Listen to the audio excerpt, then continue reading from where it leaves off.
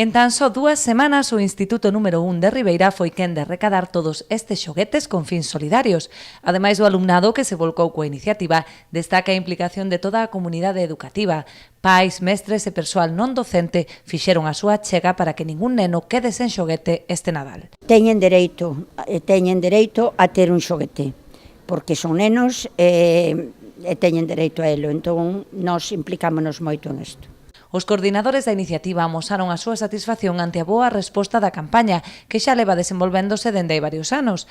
Algunhas aulas optaron por mercar xoguetes novos coa aportación d€1 por cada alumno. Tamén se recolleron xoguetes de segunda man, pero que locen como novos grazas ao traballo dos colaboradores. A xente trae os xoguetes, en este caso Isabel ocúpase de lavalos, de controlar que estean ben.